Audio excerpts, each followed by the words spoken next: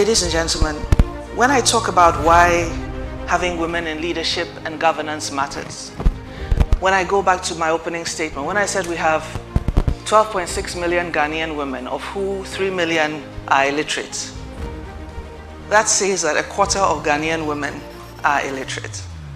That says that they're not going to have the same life choices that you and I, ladies sitting and standing in this room, have. They're not going to be able to think about being directors or think about even being employees and have paid employment. These people are going to be condemned to the informal sector. Moving them out of it, thinking about programs and policies that belong to them, are things that we do in government, but it doesn't have to be at my level of government. You see, in Ghana, again, we tend to say, what is the president doing about it? In fact, the president has to solve every problem under the sun. If your lights are off, it's the president, right? If the water doesn't run, it's the president. If there's traffic, it's the president. But the democracy that we created for ourselves has several layers of government. And at each of those layers, there is the possibility to intervene and be part of the process. Nobody talks about being part of a district assembly or a metropolitan assembly or a municipal assembly. In fact, when you're educated, you think that's too low a point to start, isn't it?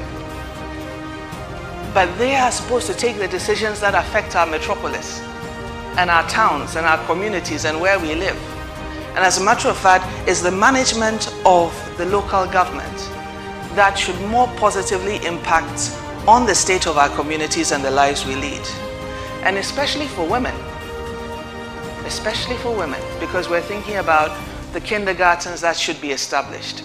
We're thinking about where our children go to school, or perhaps where they don't go to school. We're thinking about having better light and water. We're thinking about better access to utilities. How are you part of this conversation if the way that you contribute to the conversation is to say the president is not working? And that's always your approach to complaining about the problem.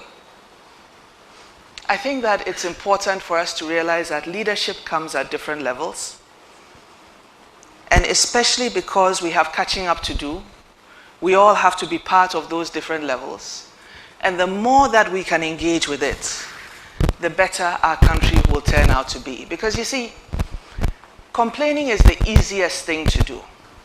Criticizing is the easiest thing. It doesn't cost you anything. All right?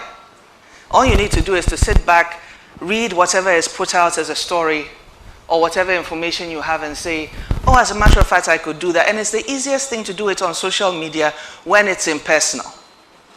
Because the person isn't seeing you as you are talking, and you are not seeing the person's response. So sometimes you can just splash a lot of very interesting remarks that perhaps if you were in someone's physical presence, you would think twice and 3 times before you say that. Yeah? But how does it contribute going forward?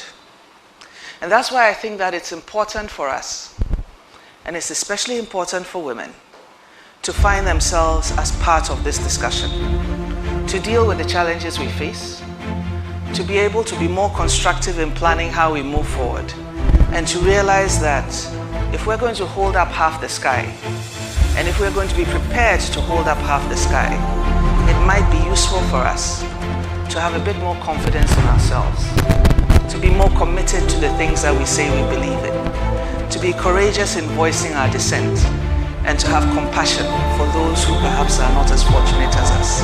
Thank you for your attention.